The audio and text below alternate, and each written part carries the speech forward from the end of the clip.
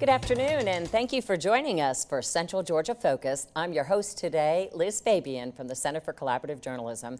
And today we answer your questions in our segment, Ask Mayor Miller. Of course, our guest today is Macon-Bibb County Mayor Lester Miller. Thank you again for joining us, Mr. Mayor. I know you're a busy man.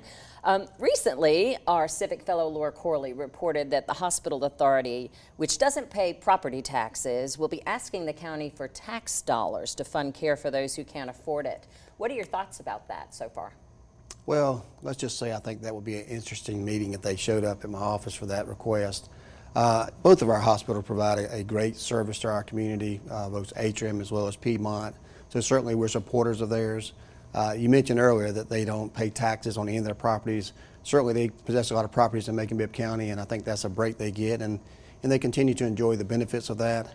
I see absolutely no chance of them getting millions of dollars from Macon-Bibb County. I heard somewhere up to 7 mills would be a request. That's about $33 million. I don't see that happening. Last year we had zero in the budget, and I think that'll be the same thing upcoming years. All right. Now, surrounding the hospital, the Rickard administration had aspirations of a kind of mid-city square development. At least that was kind of bandied about. Has there been any interest in that now that the Randall building will soon be vacated as the tax assessors and the land bank moves out of there? Anything going on there? Well, I don't know if I can say anything's going on there, but certainly there's a lot of interest all over Macon and not just that particular area. So we continue to explore possibilities. I think in the very near future you'll see some developments in that area. I think some of them will complement the hospital that's there right now and be a valuable asset to Macon-Bibb County. We are moving the tax assessors out to another location just behind the courthouse, and I think they're excited about the move. We've already moved some other departments there, so I'm not sure what is entailed for that building. It's quite an old building. It could be rehabbed or it could be torn down and something new be built there. There's a loft development, apartments, and hotel coming in in the very immediate vicinity of that building, so I think there's going to be a lot of development there probably in the next 12 to 18 months. And moving a little bit farther out on the 2nd Street corridor, the Virgil Powers building, the old school there, I understand, has been sold. Do you know anything about what the plans for that might entail? Well, I'm not sure if the deal's been finalized yet. There are someone interested in that building. They're doing some work over there as far as a workup on the possibilities. Very unique, a buyer with some interest there to put some housing there and some other things. So, but we've had several opportunities to sell that building and several buyers that's been interested, and nothing really panned out. So we'll see what probably in the next 60 days we'll know for sure what's going to go there. But I'm looking at new life being breathed into that building. And of course, that's very close to where the jail is now, and the jail is just kind of finishing up a rehabilitation project there. Do you think the jail will stay there permanently, or do you think you have any aspirations to move it, or in the future that it will always be downtown there? Well, I'm not sure if it'll always be at that location. It could be. First of all, we've done a lot of work on that jail and trying to rehab that, do the things that the sheriff has asked to do that for security purposes. Eventually, I'm sure we'll have to build a new jail. That can only come in the form of a SPLOST. The next SPLOST will be coming up around 2026, and the hope is always to have it as close to the courthouse as you can. So wherever the courthouse is, generally you're going to see the jail somewhere nearby for transportation purposes. Just makes good plain sense. We have built some courtrooms at other locations, so I think we've been able to do that. The next jail, I would assume, will probably have a couple of courtrooms there, so that can avoid the travel back and forth to there and the need for a lot of deputy time. I see. And of course, we're getting close to the mayor's sneaker ball. It's coming up. What can people expect? And I understand there's also going to be a bicentennial kind of kickoff with the movie at Rosa Parks Square. What can you tell us about what people can expect for that coming up? Well, I think that we have a very excited group of committee there. They're very aggressive and they want the best thing for Macon-Bibb County, so we're very excited about the possibilities they're going to have. The sneaker ball is going to be wonderful. Hopefully everyone can attend the sneaker ball. You can get your tickets online. Certainly you can go onto our Macon-Bibb County page and find out more information on that. There's room for everyone. We have tables there at the bottom floor. We'll have some balcony seating as well.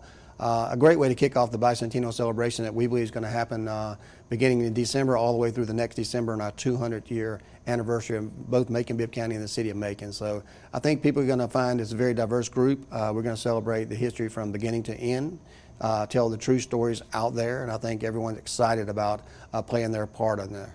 All right. Well, what do you hope that the bicentennial celebration brings to the community of Macon-Bibb County? I think what I hope to bring is pride, some civic pride for our community is the main focus.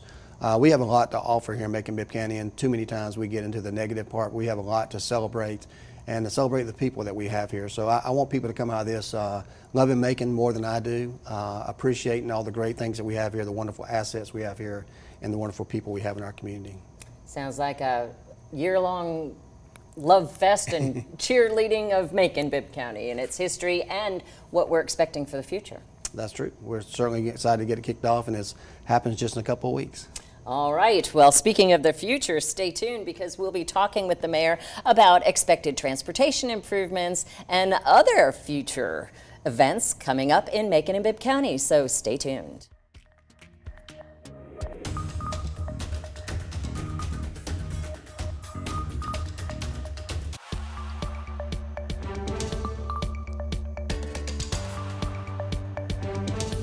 Welcome back to Central Georgia Focus, the Ask Mayor Miller edition, and we are joined by Macon-Bibb County Mayor Lester Miller.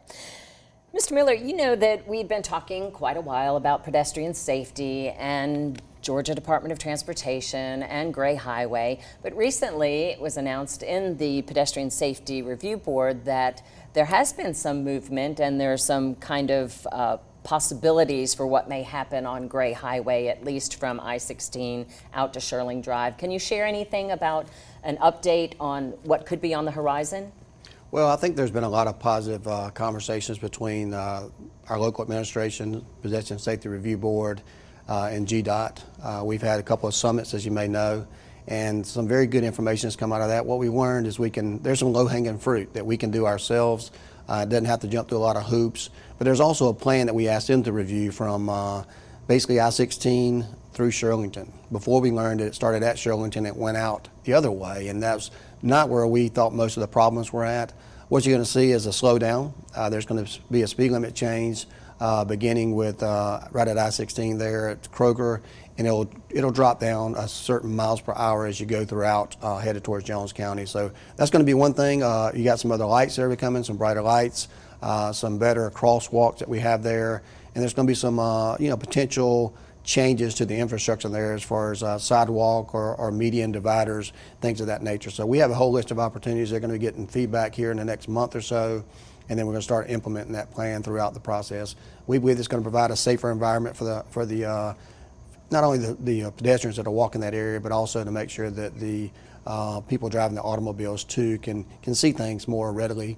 The signage will be better, the lighting will be better, and certainly the instructions there will be better for the pedestrians. Of course, it's already been announced that the Quick Trip was going to go in there kind of where the Krispy Kreme is in that location. And then I've also heard talk that maybe that gas station right across from North Avenue and the old cleaners building and the appliance store there could be raised for a car wash or something. So I guess there's going to be all kinds of renovation going on in conjunction with the wrap up of the I-16, I-75 project that I guess is still years from completion. Well, there's always a lot of activity going on. Planning and zoning is doing their part. GDOT is doing their part. What I will say is that Quick Trip has been an excellent partner. They've been working together with GDOT to make sure that traffic can get in and out there very safe and not obstruct any of the businesses there. There are going to be some new developments there pending approval by the planning and zoning. But we're taking a focus when we look at these new developments now to look at the traffic, but also look at pedestrian safety as well and how people are going to get in and out of there, both in an automobile, bicycle, and walking. So I think that's a new thing that we adopted not too long ago, that we consider all those types of things when we do any kind of construction. So you're going to start seeing that on every project that we have now. It's going to be at the forefront to make sure that we have the proper lighting, the proper red lights, the proper signage, and make sure that people can get in and out there safely. And of course, the Pedestrian Safety Review Board, too, has also been wanting to hire kind of a liaison that would work with GDOT and with the county and the complete streets and getting all that done. Do you know why that hasn't happened yet, what the holdup is on that position? Well, I think that was something that's looked at before. Honestly, with the relationship we have with GDOT now, I don't think that we are our liaison. We have several boards that work with us in conjunction with them. This summit that we're having, we'll continue to have those probably every quarter with GDOT. So there's no sense to waste money on a consultant to do that when we have the direct connection. the director there, McMurray, has been excellent to helping Tyler Peak as a local person, has been helping us out there. So we're satisfied now that it's not necessarily a need to have a consultant to pay that extra third party to go in between. I think that board may evolve into something else. Right now they're not doing a lot of investigating on pedestrian safety review as far as what happened in the accidents and how people got hurt. It's more of a safety board than anything else. I think the sheriff and them have to do their job on investigating, you know, the why this happened and why not, what we can do better. There's no sense for this board to actually take on that role. So that may modify a little bit. I know it's set up before, but we got to be concerned with advocating safety and making sure that the funds that we have appropriated from Macon-Bibb County gets put in the right places. And I think that's what the safety is going to be from here on out. Sticking kind of on the development / transportation mode, recently Commissioner Paul Bronson met with the Keep Macon-Bibb Beautiful Commission and talked about trying to get GDOT to abandon the portion of MLK as a highway there through the city to get the log truck and other big trucks off of that, and as part of possibly reviving the old Greenwood Bottom as an African-American business hub. So what can you tell us about that? Is that a feasibility issue in terms of moving the trucks onto 7th Street? I know there's been concern about the Brosnan Yard railroad tracks there, and I guess it would cost a lot of money to build a bridge over that. So is there any movement on that? Well, that's two separate things. Number one, Commissioner Bronson has nothing to do with moving those vehicles there. That's something that's been discussed the last couple of years. The Industrial Authority has met with the GDOT as well, and state officials, as well as the railroad, about alternative routes. The only other route that you can do is back on the interstate and getting off there at Eisenhower Parkway. That's being considered, but with all the construction that's going on there, it makes it a little bit difficult. It is a state route, but you're also getting into federal routes there. So that particular idea is basically they'd have to abandon that road. Bibb County would have to pick up all the costs associated with paving the road, maintaining the road, the right-of-ways and things of that nature. So that's something that's being looked at. Also, the Macon Water Authority would pick up a lot of the stormwater and other types of issues they have to do with it. So there's certainly an expense there. So we're going to continue to do that. I don't want the trucks coming down that road, the log trucks. They do need to get to the businesses they do. So we're looking at alternative routes that become a state route, but we're also looking at the safety and security of all the people on the roads, and certainly that's what we're looking at. Regarding the other projects there, right now they're in the early stages of that. I don't think those projects are likely to happen right now in the current state. It's nice, nice pictures, look really good, but it takes a little bit more than that to develop an area like that. You got to own the land, you got to have the funding for that. So it's still in the early stages of that, and if it does happen, it's probably some 6 to 8 years out. Of course, back years and years ago when there was talk of Fall Line Freeway and that Eisenhower Parkway extension that went out, it kind of connects over there to 7th Street. It just seems like it's a kind of a bridge to nowhere almost now, but I guess long range it could work, because back then they were thinking about rejoining I-16 across the Native American lands, right. But there was all kinds of issues about that and swamp and all of that. So yeah, and also we looked at some infrastructure money in the very beginning about going over Brosnan Yard, that area there with all the railroad tracks at, and the bridge itself is around $21 million, and I don't think that's something we want to do, is to divert somebody through Carolyn Creighton Park. It'd actually come that way and have a bridge going over that just for that purpose. It seems like a large expense for a little benefit. I gotcha. Well, speaking of buying up land in hopes for development, what's the status with the old Camulkey Mounds Gateway project? Well, the East Bank, as we refer to it right now, is moving right along. We're in the last part of our due diligence. We expect to close that in the next couple of weeks. We're making sure that the development we want to be able to put there, we can do that. So I'm very excited about it. We're still crossing our fingers on the national park status. I think that's going to be a great way to revive that area. We looked at the numbers there when we had the Indigenous celebration here. They were off the chart as far as the number of people that came to Macon and the money and the dollars that were spent that's going to help our community out. So we still right on time with hopefully selecting a developer, or at least speaking to some more in January, February. We've met with several, and there's a lot of interest there. So I think it's going to be standing room only when we get to the development stage. Any update from Washington on the status of the bill that could create the first national park in Georgia right here in Macon? I hate to speak for them. We're just we got our fingers crossed, and we're making the correct calls every day. Our Mayor Pro Tem Seth Clark is certainly involved in that, and he's doing a wonderful job there. all of our delegation are on board, so we're excited about that. And when you get everybody on the same team working together, we have this runoff to contend with, so hopefully that doesn't interfere with anything. But outside of that, I think we're on track to do what's right for Macon-Bibb County and for the state of Georgia, so we're certainly excited about the possibilities. Okay, well, we'll discuss a little bit about the runoff. How about discussing a little bit more about the amphitheater as well that's been unveiled since we last spoke. So stay tuned. We will be back with Macon-Bibb County Mayor Lester Miller to answer more of your questions.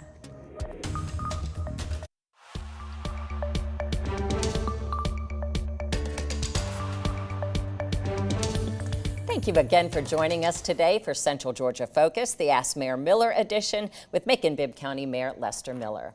Well, since the last time we spoke, Mr. Mayor, you unveiled the plans for the Macon Mall Amphitheater. Tell us a little bit about the reception. I know we were at the lobby of City Hall recently, sitting in the chairs like Goldilocks, about the 4 different chairs that you're ordering. And so tell us a little bit about the project. Well, we had a presentation done for commissioners and all of Macon-Bibb County to see on Facebook Live, and I think finally people are starting to realize this is going to happen. It's going to be beautiful. It's going to be a place that becomes a destination for all around Georgia to come to. I think you saw the pictures that I did. That's what it's going to look like, and that's going to be in Macon. Surprisingly enough, we had one commissioner during the meeting say, "Hey, go back to that other one there, that really nice one out there. Where's that at?" And we had to remind that commissioner that's ours. That's what ours is going to look like. So they've done a fabulous job. TVS Design has been great to work with. If you want to see it, Piedmont Construction, you can go to their site, look under projects. You'll see a time lapse on what we've done so far, but you'll be able to watch that throughout the whole process, which is very exciting. But you also can see the renditions there and different views there. So we can't wait. We're already starting to talk to some groups about coming and playing. We're looking forward to hopefully celebrating our bicentennial there, to conclude part of it at a celebration there for all the community to enjoy. And I think that this time next year we're going to be in very good shape, and I can't wait to see the building get constructed. And when you're talking about already booking acts, we have a question from a Bells Hill resident. With the recent unveiling, she's worried about the performer rider clauses that prohibit entertainers from performing too close to another venue they book, like say in Atlanta or whatever. What are our limitations when it comes to trying to get entertainers here? Are we not able to compete with some of the other regional theaters? That's a good question, but actually we don't have that problem. We're further enough away from the nearest competitor that we can book those acts. We can actually do multiple acts. They can play at one venue and the next. Right now we're talking to several that are going to alternate. They'll play Atlanta one time and play Macon the other. But we also have people coming from North Carolina. They'll stop in Macon as a stop in between and go to Tallahassee and other places like that. So certainly any act that books in Atlanta, Macon will be able to get. We're already getting a lot of those acts now. They'll just be outside. So we're very excited. I mean, the interest is there, I can tell you that. We may have more interest than we have dates. So we're going to try to have something for everyone. This is also going to be a place where the community can go to have certain celebrations and festivals as well. So we're excited about the possibilities to use that on a multi-variety area there. So certainly I don't have any concerns at all. The people that we deal with, OVG 360, they're very competent. They book all across the United States. And I think we've got Live Nation, others calling. So they've got acts that they want to book here. So getting an act is not a problem. Providing the venue is not a problem. Doing the ultimate fan experience is not a problem. And even the back of the house for the entertainers is going to be something that we all can celebrate. Well, that's wonderful. I know you had talked about the development that will come with the amphitheater as well, that once that gets up, then you're going to see hopefully other things happening. Have you heard anything about the status of any legislation at the state capitol concerning casino gambling? I know that was kind of mentioned that Macon might be in the running for that if it passes, and it didn't last session. So any update on that? Well, what I've heard from the casinos is that that's going to be probably what they call a double referendum. You'll have a state referendum first to say, does Georgia want to have this? If that passes by the vote of the people, it'll be placed on a local referendum, say, does your particular community want to have that? So you still have 2 hoops to jump through. Macon-Bibb County is certainly a site that they have selected and would be in a good position if they wanted to get a license for that. The people chose to do that, and certainly there's a lot of places we can put them here that would be beneficial. But that's something that the state's going to decide. I expect them to start looking at some type of sports betting this year, and perhaps have the next 2 years will be the state and maybe a local referendum. I have no inside information about that, but I do follow and talk to our local delegation, and I follow what's going on in the state. So, if it happens, Macon will be well positioned to get one of those if we chose to do so. And luckily for me, that's the people's decision. So it won't be a decision that I make as mayor. It'll be a decision that the Macon-Bibb County voters would make on a referendum. And of course, development. I saw on social media not too long ago, you had pictures posted of Trader Joe's and Costco's. And those are two businesses you hear people talking about all the time, wishing that they were closer to us. Any development on the horizon? Anything to share about that? Or why did you just want to show us what they looked like? I have no clue what you're talking about. You don't? I'm not authorized to say anything about any of those companies except for the fact that they're both wonderful companies that have a great history. But you did have them on your social media. Well, I was there for the ribbon cutting. I enjoyed and walking around Costco looking at all the wonderful things. I sampled a lot of things that they have there. I saw what they brought to that community. I know the numbers. The numbers are great. Trader Joe's is just right across the street in Macon-Bibb County.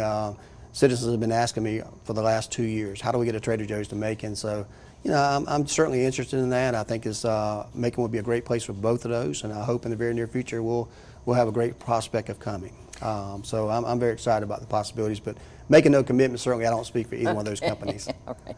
Well, we've got the runoff election coming up this Tuesday, and recently 13 WMAZ reported that the investigation into Desmond Brown's conduct on the Water Authority could resume if he's reelected to his seat. He's in a runoff with Lindsay Holliday. Do you know what the status is of that questionable invoice that was submitted to the county after his disaster mitigation company intervened after a flood? There was an invoice sent to the Macon Water Authority and then follow up with the county. Has that been paid, or is that still hanging out there? It's a position of Macon-Bibb County that we don't pay frivolous invoices, so we certainly wouldn't pay anything like that. It's not something that's responsibility for Macon-Bibb County. It is interesting, though, that they indicate that some investigation may start back again in the event that someone gets elected. I mean, if you did something wrong, if it's proven that you did something wrong, it shouldn't matter whether or not you're running for an office or you lost an office or maybe in an office in particular. So I think if there's something there to be investigated, they should be doing that anyway, not contingent upon someone winning. But for far as Macon-Bibb County is concerned, we're not paying any invoice that was submitted unless it be valid. In this particular situation, we don't think that's a valid invoice that Macon-Bibb County should pay. Well, we have to shout out happy birthday to veteran newsman Ron Wildman, who has a question. He spotted a photo of you and Santa. So he wants to know what you were asking Santa for, and if there's any truth to the rumor that you're trying to get him to move his workshop to Macon Mall. Well, certainly I think that would be a great place for Santa to bring all of his helpers and open up a business there. This particular Santa was at the Costco at a ribbon cut, and certainly, I have I was there at Costco. Santa, you can tell in the picture, he was a little bit tired, but he's looking for some great possibilities as well. So one of the things I told Santa, sure, it would be nice to have a nice place like Costco in Macon. So anything you can do to help that. If not, we have a lot of other needs that we could do, but certainly he was very festive. It was early morning, drizzly, cold at 7:30 in the morning in Oconee County, but there's still a lot of people there. All right. Well, just be thinking about that wish list, Mr. Mayor.